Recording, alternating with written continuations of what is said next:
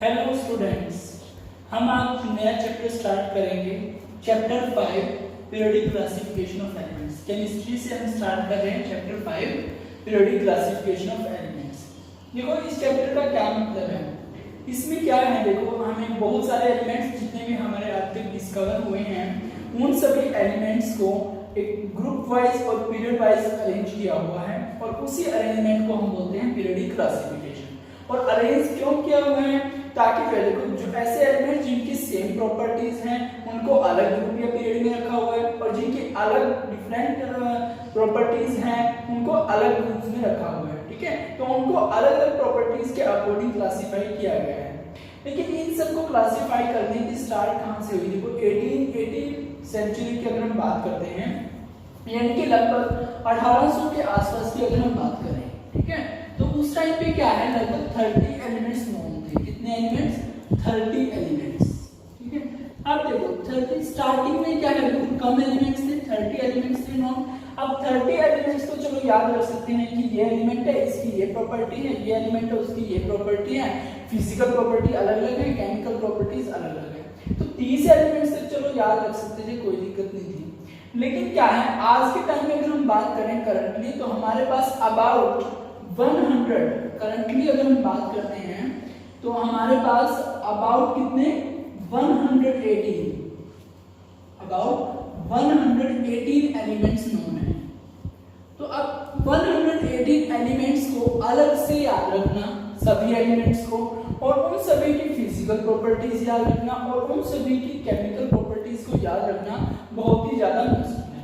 ठीक है, क्योंकि अब हमारे पास सिर्फ एलिमेंट्स तो है ही नहीं याद रखने के लिए, सिर्फ हमें एलिमेंट्स याद रखने, इन्हीं की फिजिकल प्रॉपर्टी केमिकल प्रॉपर्टी पढ़नी, हमारे पास बहुत सारी चीजें हैं करने के लिए, तो हम सिर्फ इन्हीं को याद करने तो नहीं बैठेंगे। तो इसके लिए क्या क्या हुआ है, ग्रुपिंग की गई है अलग अलग से, जैसे बहुत सारे 118 एलिमेंट्स, जैसे कुछ एलिमेंट्स ऐसे हैं, मान लो 5-6 एलिमेंट्स है, उनका अलग ग्रुप बना दिया, अलग का अलग, क्योंकि उनकी प्रॉपर्टीज मैच हो रही थी, इसलिए उनके अलग अलग से ग्रुप्स बनाए हुए हैं। इसके स्टार्ट कहां से हो रही है, 1800 से, जब सिर्फ 30 एलिमेंट्स ही नोन थे, तो उनके जो है ग्रुपिंग के लिए उनको अरेंज किया गया। अब इनको अरेंज करने का मतलब देखो क्या है, क्यों जरूरत पड़ी अरेंज करने की। अब देखो मानो किसी शॉप में अगर जाते हैं, हम दुकान में जा रहे हैं, तो उसमें अलग अलग टाइप के साबुन होंगे, ठीक है, सोप, तो उन सोप्स को क्या है अलग अलग तरीके से स्टैक किया होगा। ठीक है, मान लो कपड़े धोने के साबुन है, उनको अलग से एक स्टैक में रखा होगा, ठीक है, और बर्तन धोने की साबुन है, उनको अलग से एक स्टैक में रखा होगा, ताकि क्या है उसको शॉपकीपर जो है उसको एकदम से पता, अगर हम बर्तन धोने की साबुन मांग रहे हैं तो उसको पता होता है कि किस स्टॉक में रखी है। ठीक है, अगर हम कपड़े धोने की मांग रहे हैं तो पता है उसको कि कौन से स्टैक में रखी हुई है, अगर नहाने की मांग रहे हैं तो उसका अलग स्टैक बनाया हुआ है। ठीक है, अब अगर वो क्या करता है, इन सभी को मिक्स रख देता है, मान लो एक ही स्टैक है और उसी स्टैक में उसने क्या किया है, बाथरूम साबुन भी रखी है और वॉशिंग साबुन भी रखी है, यूटेंसिल्स वॉशिंग अलग रखी है, मतलब उसी स्टैक के अंदर सारे साबुन रख दी उसने। अब उनमें से वो आप मांग रहे हो, मान लो बर्तन धोने की साबुन, तो वो कैसे अलग अलग से देखेगा, ढूंढ के निकालने पड़ेगा, तो उसके लिए बहुत ज्यादा मुश्किल हो जाएगा। अगर वो क्या करे, स्टैक्स बना देता है अलग अलग से। ठीक है, यहाँ पर एक स्टैक बनाया उसने, मान लो यहाँ पर सिर्फ नहाने की साबुन है, दूसरा स्टैक उसने बनाया हुआ उसमें सिर्फ बर्तन धोने की साबुन है, तीसरा स्टैक उसने बनाया हुआ उसमें क्या है, सिर्फ यूटेंसिल्स साफ करने के, यानी कि सॉरी कपड़े धोने की साबुन, अलग अलग से उसने स्टैक बना रखे हैं और उनमें उसको स्टैक किया हुआ रखा हुआ अरेंज किया हुआ साबुन को। तो अब आपको क्या इजी नहीं लग रहा है कि आपने जो सी साबुन मांगे, फर्स्ट टाइम की साबुन मांगे तो आपको यही मिलेगी एकदम से, शॉपकीपर के लिए भी आसान है यहाँ से उठा कर देना, थर्ड टाइप की मांगे तो वो भी इसके लिए आसान है, अगर तीनों को एक ही साथ रख रहे तो बहुत ही ज्यादा मुश्किल है।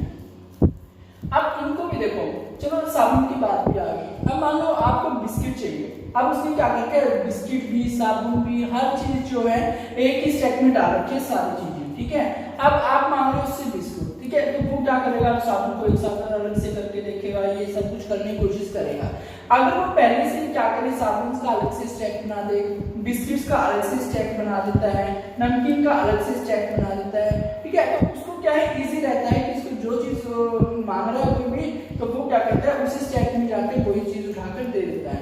तो ये चीजें आसान रहती है ताकि उसकी अरेंजमेंट हो जाता है एक तरीके से। ठीक है, तो जो एलिमेंट्स की जो अरेंजमेंट होती है अकॉर्डिंग टू देयर प्रॉपर्टीज, उसी अरेंजमेंट को हम क्या बोलते हैं, क्लासिफिकेशन ऑफ द एलिमेंट्स। ठीक है, तो क्लासिफिकेशन से क्या मतलब है, क्लासिफिकेशन का मतलब क्या है, arrangement of elements in periods और groups according to their physical और chemical properties is known as classification of the elements. ठीक है, तो आपको समझ में आ गया कि क्लासिफिकेशन से मतलब क्या है एलिमेंट्स के, और ताकि क्या रहे हमें एलिमेंट्स को याद रखना। देखो आज के टाइम में 118 अबाउट 118 एलिमेंट्स नोन है, तो उन सभी को अलग अलग से याद रखना और उनकी फिजिकल प्रॉपर्टीज, उनकी केमिकल प्रॉपर्टीज याद रखना बहुत ही ज्यादा मुश्किल है। तो उनको क्या किया हुआ है, अरेंज किया हुआ है इस तरीके से कि जिनकी सेम प्रॉपर्टीज है उनको अलग से ग्रुप में रखा जाए, जिनकी अलग प्रॉपर्टीज है उनको अलग से ग्रुप में रखा जाए, ताकि वो याद रखने इजी हो जाए। ठीक है, तो हमने अपनी इजीनेस के लिए ये सब किया हुआ है। तो क्लासिफिकेशन ऑफ एलिमेंट्स से क्या मतलब है, the arrangement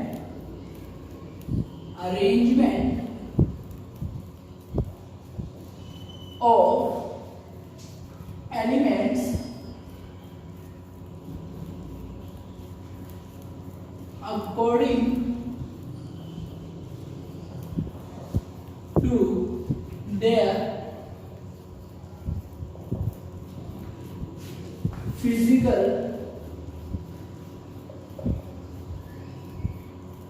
and chemical properties is known as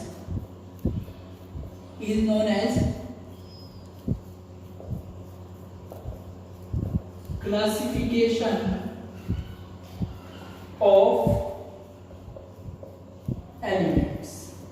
तो इस अरेंजमेंट को, एलिमेंट्स की अरेंजमेंट, और अरेंजमेंट भी किस तरीके से करनी है, अकॉर्डिंग टू देयर फिजिकल और केमिकल प्रॉपर्टीज। तो केमिकल प्रॉपर्टी और फिजिकल प्रॉपर्टी के अकॉर्डिंग जो अरेंजमेंट होती है एलिमेंट्स को, उसको क्या कहा जाता है, classification of the elements, elements की क्लासिफिकेशन।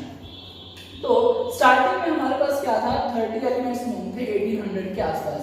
तो अलग अलग साइंटिस्ट ने क्या किया, अपने अपने ट्रेंड बताए कि किस तरीके से हम अरेंज कर सकते हैं एलिमेंट्स को। ठीक है, तो सबसे पहले जो साइंटिस्ट आए थे वो थे डॉबरनेर साइंटिस्ट। ठीक है, तो उन्होंने अपना ट्रेंड बताया था, ट्राइड्स दिए थे उन्होंने। अब डॉबरनेर, देखो उस टॉपिक को हम पढ़ते हैं किस नाम से, डॉबरनेर ट्राइड्स। कौन सा टॉपिक पढ़ेंगे हम, डॉबरनेर ट्राइड्स। तो जो हम टॉपिक पढ़ने वाले हैं वो पढ़ेंगे डॉबरनेर ट्राइड्स। ठीक है, डॉबरनेर ट्राइड्स, डॉबरनेर ट्राइड्स ने क्या किया, जो साइंटिस्ट थे इन्होंने क्या किया था, डॉबरनेर क्या है, साइंटिस्ट का नाम है, इन्होंने क्या किया, ट्राइड्स बना दी। ट्राइड्स क्या होता है, देखो ट्राइड्स का मतलब क्या होता है, ट्राइड्स क्या होता है, ट्राइड्स इज अ ग्रुप और सेट, आप बोल सकते हो ग्रुप और सेट ऑफ 3 एलिमेंट्स। तो ट्राइड्स क्या होता है, ट्राइड होता है ग्रुप और सेट ऑफ 3 एलिमेंट्स। 3 एलिमेंट्स का जो सेट होता है, ग्रुप होता है, उसी को हम क्या बोलते हैं, ट्राइड्स हम बोलते हैं। ठीक है, तो अब डॉबरनेर जो साइंटिस्ट हैं इन्होंने क्या किया, 3 ट्राइड्स लिए थे। कौन कौन से, इन्होंने जो ट्राइड्स लिए थे, फर्स्ट ट्राइड था lithium, sodium and potassium. Second जो ट्राइड था वो था कैल्शियम, स्ट्रोंटियम एंड बेरियम। जो थर्ड ट्राइड था वो था क्लोरीन, ब्रोमीन एंड आयोडीन। ये 3 ट्राइड्स थे। ये जो लिथियम, सोडियम, पोटेशियम, जो कैल्शियम, स्ट्रोंटियम, ये बोलो में एलिमेंट्स के नाम, उनके सिंबल्स आपने याद किए होंगे। 9th क्लास में चैप्टर आया था आपके पास एटम्स एंड मॉलिक्यूल्स, और वहां पर आपने जो है ये सिंबल्स याद किए होंगे, आपको याद भी होने चाहिए। ठीक है, तो 3 ट्राइड में कौन से बनाए, फर्स्ट ट्राइड तो जो बनाया था, फर्स्ट ट्राइड था ये वाला लिथियम, सोडियम, पोटेशियम वाला। सेकंड ट्राइड था कैल्शियम, स्ट्रोंटियम, बेरियम वाला, और जो थर्ड ट्राइड था क्लोरीन, ब्रोमीन, आयोडीन। तो ये first tried, this one second tried and this one third tried, ये 3 ट्राइड्स लिए थे। उसने क्या कहा कि इन तीनों को क्यों अरेंज किया, क्योंकि इनकी प्रॉपर्टी सेम थी। इनको किया क्योंकि इनकी प्रॉपर्टी सेम थी, इनकी प्रॉपर्टी सेम थी। इस तरीके से उन्होंने ये 3 ट्राइड्स दिए थे डॉबरनेर। और उन्होंने क्या कहा कि जो इनके एटॉमिक मास होते हैं वो एटॉमिक मास के अकॉर्डिंग उन्होंने अरेंज किया, और जो इनके एटॉमिक मास हैं उनका उसने क्या किया, जो फर्स्ट वाला जो एलिमेंट है और जो लास्ट वाला थर्ड वाला एलिमेंट है, इन दोनों के एटॉमिक मास का जो एवरेज निकलेगा वो एवरेज एटॉमिक मास किसका होगा, जो बीच में सेंटर में जो सेकंड एलिमेंट है उसका वो मास रहेगा। फॉर एग्जांपल अगर हम लिथियम की बात कर रहे हैं तो लिथियम का जो एटॉमिक मास होता है वो कितना होता है, लिथियम का एटॉमिक मास होता है 7, अबाउट 7, 6.9 समथिंग होता है, अबाउट लेके चलेंगे, अबाउट 7 एटॉमिक मास होता है लिथियम का, ठीक है। सोडियम की अगर हम बात करें, सोडियम का 23 होता है, एंड पोटेशियम की अगर हम बात करें अबाउट 39 होता है, ठीक है। तो अब क्या कहा था डोबरेनर्स ने, उन्होंने क्या कहा था कि जो फर्स्ट एलिमेंट है और जो लास्ट एलिमेंट है थर्ड एलिमेंट, इन दोनों के एटॉमिक मास का जो एवरेज होगा वो ये थर्ड वाला जो सेकंड वाला एलिमेंट है उसका एटॉमिक मास के इक्वल होगा, नियरली इक्वल होगा, अबाउट, ठीक है।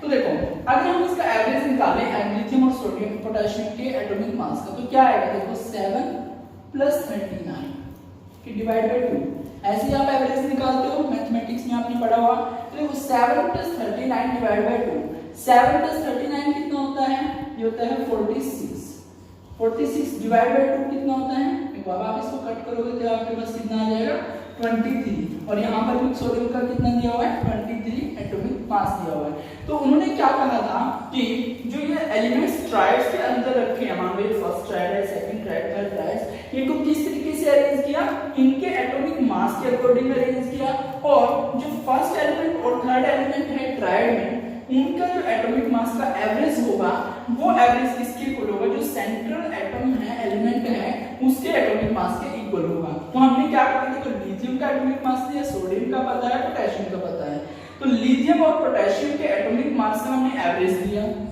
और एवरेज लेने के बाद हमने देखा कितना आ रहा है 23, और ये किसका है, सेंट्रल एटम का है, सेंट्रल एलिमेंट का है, सोडियम का है। तो इसका मतलब उन्होंने इस तरीके से अरेंजमेंट की थी।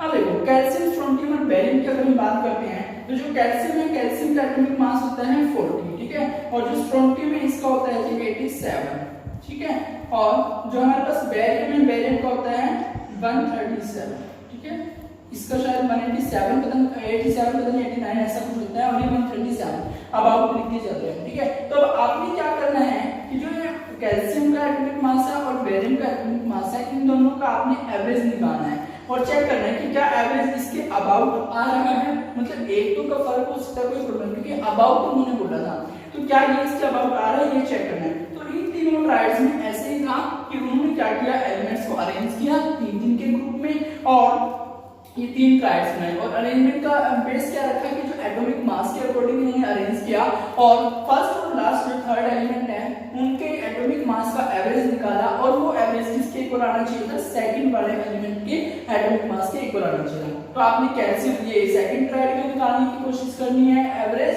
और चेक करना है कि स्ट्रोंटियम के इक्वल आ रहा है कि नहीं। ऐसे आपने जो थर्ड है इसके भी एटॉमिक ये है, जिसका क्लोरीन का होता है 35.5 भी होता है, आप अबाउट लेके चलो 35, अगर ब्रोमीन की बात करते हो ये होता है 79, और आयोडीन की अगर बात करते हो तो ये होता है 126, ठीक है। तो आपने क्या करना है, इन दोनों का क्या लेना है, एवरेज लेना है, और वो एवरेज आपने चेक करना है कि 79 के आसपास आ रहा है कि नहीं आ रहा है। तो ये इस तरीके से ट्रायल है। अगर आपसे कोई पूछता है कि डोबरेनर्स के जो 3 ट्रायल्स हैं उन्होंने कौन-कौन से ट्रायल्स दिए, उन्होंने 3 ट्रायल्स दिए थे, कौन-कौन से, वो आप बताओगे, lithium, sodium, potassium, calcium, strontium, barium, ठीक है, एंड जो लास्ट ट्रायल दिया था उन्होंने कौन सा था, क्लोरीन, ब्रोमीन एंड आयोडीन। ये 3 ट्रायल्स दिए थे डोबरेनर्स साइंस ने, ठीक है। और बेस क्या रखा था, एटॉमिक मास इसका बेस रखा गया था, और एटॉमिक मास में किस तरीके से फर्स्ट और थर्ड एलिमेंट जो ट्रायल में है उनका अपने एटॉमिक मास का एवरेज निकालना है, और वो एवरेज जो है सेकंड वाला जो एलिमेंट है उस एवरेज के इक्वल होना चाहिए, ठीक है। तो इस तरीके से अरेंजमेंट कीजिए। लेकिन क्या था, देखो अब इसमें तो क्या है, इनके ट्रायल में सिर्फ देखो कितने एलिमेंट्स आ रही हैं, 1 2 3 4 5 6 7 8 9, सिर्फ 9 ही एलिमेंट्स इन्होंने इंक्लूड किए। लेकिन उस टाइम तक अबाउट 30 एलिमेंट्स जो थे वो नोन थे। अब सभी एलिमेंट्स के ट्रायल्स इन्होंने नहीं निकाले, सिर्फ और सिर्फ इतने ही एलिमेंट्स के ट्रायल्स इन्होंने दिए। तो ये क्या थी, कि ड्रॉबैक थी, ठीक है। जो डोबरेनर्स ने ट्रायल्स दिए थे, ड्रॉबैक क्या थी, इन्होंने सिर्फ कुछ 6 एलिमेंट्स के ट्राइड थे, सिर्फ 3 ही ट्राइड दे पाए थे जिसमें 9 ही एलिमेंट्स इंक्लूड हो रहे थे। जो बच गए एलिमेंट्स उनके बारे में उन्होंने कुछ नहीं बताया, और वो जो है इस तरीके के ट्राइड्स में मैच भी नहीं हो रहे थे, अरेंज भी नहीं हो पा रहे थे, ठीक है। तो इसलिए इनका जो ट्राइड्स थे ये फेल हो गए थे, यानी कि इसमें बहुत ज्यादा इंप्रूवमेंट की जरूरत थी। लेकिन उन्होंने ट्राई तो किया, ऐसे फिर फर्दर साइंटिस्ट आए, उन्होंने ट्राई किया इसको लेकर, ठीक है। लिमिटेशन तो हमें समझ में आ गई डोवेनस ट्राइड्स की क्या थी कि लिमिटेशन ये था कि बहुत सारे यानी कि अबाउट 30 एलिमेंट्स तब तक नोन थे, लेकिन वो कुछ ही एलिमेंट्स के ट्राइड्स दे पाया था, सभी एलिमेंट्स के ट्राइड्स जो फिट नहीं बैठ रहे थे, ठीक है। तो ये सबसे बड़ी ड्रॉबैक रही थी डोवेनस ट्राइड्स की। इसके बाद जो नेक्स्ट जो अरेंजमेंट की गई थी वो न्यूटन्स लॉ ऑफ ऑक्टेव्स के अकॉर्डिंग की गई थी, ठीक है। न्यूटन्स लॉ ऑफ ऑक्टेव्स क्या कहते हैं, देखो आपको नाम से ही समझ में आ रहा होगा, लॉज ऑफ ऑक्टेव्स। ऑक्टेव्स क्या होती हैं, ऑक्टेव्स का मतलब होता है कि हर 8th टाइम के बाद रिपीटेशन होना, ठीक है। 8th रिपीटेशन को बोला जाता है ऑक्टेव्स। इसका मतलब क्या है, देखो इसको म्यूजिक की जो नोट्स होती हैं उसके साथ जो जोड़ा गया था, उसके साथ जोड़कर देखा गया था, कहीं ना कहीं कॉम्बिनेशन था म्यूजिक की नोट्स के साथ, ठीक है। म्यूजिक की नोट्स का मतलब क्या है, देखो आपने अक्सर सुना होगा सा रे गा मा पा धा नी सा, ठीक है। तो इसका मतलब क्या है, हर बार इसी चीज को क्यों रिपीट किया जाता है, सा रे गा मा पा धा नी सा। इसे देखो जब आप बोल रहे हो इसको, ठीक है, तो इसमें कैसे बोल रहे हो आप इसको, सा रे गा मा पा धा नी, ठीक है। सा रे गा मा पा धा नी, इसके बाद क्या बोलते हो आप, सा, क्लियर। ऐसे बोलते हो ना, सा रे गा मा पा धा नी सा, दोबारा से स्टार्ट होता है। यहाँ पर देखो सा है, यहाँ पर भी दोबारा से सा आ रहा है, ठीक है। क्या लिख रहे हैं हम, सा रे गा मा पा धा नी सा। स्टार्टिंग में सा है एंड लास्ट में फिर हम सा बोल रहे हैं, यहाँ पर दोबारा रिपीटेशन हो रही है। देखो this is the first, second, third, fourth, fifth, sixth and seventh. 8th जब लिख रहे हैं तो वहां पर क्या है, फर्स्ट ईयर है, यानी कि जब हम 8th नोट्स की बात कर रहे हैं म्यूजिक की, तो वो रिपीट होके फर्स्ट वाली ही आ रही है। यानी कि एवरी 8 म्यूजिक में क्या होता है कि एवरी 8 नोट्स जो होती हैं वो रिपीट होती हैं, ठीक है, उन्हीं को बोला जाता है ऑक्टेव्स। तो इस रिपीटेशन को जो हर एक 8th नोट्स जो रिपीट हो रही है हर बार, उसको क्या बोलते हैं, हम ऑक्टेव्स बोलते हैं, ठीक है। क्या बोलते हैं, ऑक्टेव्स बोलते हैं, ठीक है। तो इसी से रिलेटेड था न्यूलैंड्स लॉ ऑफ ऑक्टेव्स। कौन सा था, न्यूलैंड्स लॉ ऑफ ऑक्टेव्स। तो क्या कहा गया, इस लॉ के अकॉर्डिंग ये कहा गया था कि एलिमेंट्स जो थे उनको अरेंज किया गया था एटॉमिक मास के अकॉर्डिंग, क्योंकि 9th में पढ़ चुके थे, आपने पढ़ा होगा एटॉमिक मास क्या होता है, ठीक है। तो एटॉमिक मास जो होता है उसके बेसिस पर ही अरेंज किया गया, जैसे डोवेनस ट्राइड्स थे वो भी एटॉमिक मास से रिलेटेड थे कहीं ना कहीं। यहाँ पर भी न्यूटन्स लॉ ऑफ ऑक्टेव है, इस लॉ में क्या था, एटॉमिक मास के बेस पर ही अरेंज थे एलिमेंट्स, ठीक है। लेकिन क्या हो रहा था, जो एलिमेंट्स अरेंज किए गए थे वहां पर क्या था, हर 8th एलिमेंट जो था ना वो रिपीटेशन प्रॉपर्टी वाला था। मान लो क्या किया, यहाँ पर हमने इस तरीके से 7 एलिमेंट्स लिख दिए, मान लो कोई भी एलिमेंट्स लिखे 7, कितने हो गए, 1 2 3 4 5 6 एंड 7 एलिमेंट्स ली। जो अब 8th एलिमेंट आने वाला है ये क्या है, इंक्रीजिंग एटॉमिक मास के अकॉर्डिंग है, ठीक है। ये एटॉमिक मास कम था, फिर ज्यादा और ज्यादा और ज्यादा, इस तरीके से इंक्रीजिंग एटॉमिक मास चल रहा है। फर्स्ट एलिमेंट आ गया, सेकंड आ गया, थर्ड आ गया, फोर्थ आ गया, फिफ्थ आ गया, सिक्स्थ आ गया, सेवंथ आ गया। अब जो 8th एलिमेंट आएगा ना, वो 8th एलिमेंट वहां लिखने की बजाय हम यहीं पर लिखेंगे, ठीक है। और अरेंजमेंट कैसे है, इंक्रीजिंग एटॉमिक मास में हो रही है, ठीक है।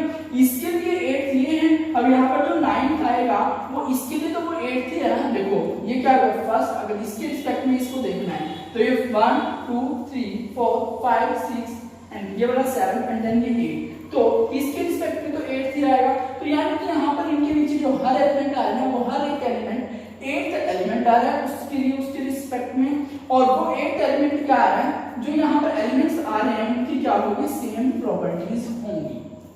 ठीक है, इस तरीके से न्यूलैंड्स लॉ ऑफ ऑक्टेव्स जो है वो दिया गया था। ये क्या कहता है कि every eighth elements have the similar properties, यानी कि हर एक एट्थ एलिमेंट की क्या होंगी, सिमिलर प्रॉपर्टीज होंगी to the first one with respect to that element. ठीक है, तो ये न्यूलैंड्स का लॉ था ऑक्टेव्स का। तो आप जो देखोगे, आपकी बुक में जो टेबल बनाई हुई है उस टेबल में बहुत सारे एलिमेंट्स दिए हुए हैं और उन एलिमेंट्स को अरेंज किया हुआ है इसी ही ऑक्टेव्स पर, इसी के बेस पर। ठीक है, कि हर एक एट्थ एलिमेंट की क्या होगी, रिपीटिशन प्रॉपर्टी होंगी, रिपीटिशन में वो आएंगे। तो जो टेबल बनाई हुई है, देखो जब ये लॉ दिया गया था तो उस टाइम पर अबाउट 56 एलिमेंट्स नोन। कितने एलिमेंट्स, अबाउट 56 एलिमेंट्स नोन थे। लेकिन ये जब देखा गया कि ये ट्राइब जो था न्यूलैंड्स लॉ ऑफ ऑक्टेव्स का प्रॉपर्टी सेम वाला, तो वो कहां था, अबाउट कैल्शियम, यानी कि कैल्शियम एलिमेंट तक ही वो सेम प्रॉपर्टीज वहां पर दे पा रहा है। ठीक है, यानी कि देखो क्या क्या लगता है, इस तरीके से बनाया था जो टेबल बनाई हुई है। देखो हाइड्रोजन है, फिर टन बनाया हुआ lithium, beryllium, boron, carbon, nitrogen, oxygen. कितने हो गए, 1 2 3 4 5 6 7। ठीक है, अब 8 कहां आएगा, यहां पर आएगा। 8 क्या होगा, hydrogen, lithium, beryllium, boron, carbon, nitrogen, oxygen, then fluorine. Clear, फिर आएगा यहां पर आपने नियोन को छोड़ के सोडियम लिखना है, देन मैग्नीशियम, एल्यूमिनियम। ठीक है, देन सिलिकॉन, फॉस्फोरस, सल्फर। ठीक है, सल्फर के बाद आप लिखोगे क्लोरीन, क्लोरीन। ठीक है, फिर आर्गन को आपने छोड़ देना है, देन लिखना है पोटेशियम। ठीक है, फिर यहाँ पर लिखोगे आप कैल्शियम। ठीक है, तो इस तरीके से चलता जा रहा है, ट्राइड चलता जा रहा है इस तरीके से। अब यहाँ पर देखो आप, जो देखो आपने जो कोवेलेंट ट्राइड्स दिए थे उसमें क्या था, लिथियम, सोडियम, पोटेशियम, ये ट्राइड था। 3 ट्राइड्स मैंने बताए थे, कौन कौन से बताए थे, कोवेलेंट के ट्राइड्स 3 ट्राइड कौन कौन से बताए थे, एक तो था lithium, sodium and potassium. Second one कौन सा था, कैल्शियम, स्ट्रोंटियम एंड बेरिलियम। एक था क्लोरीन, ब्रोमीन एंड आयोडीन।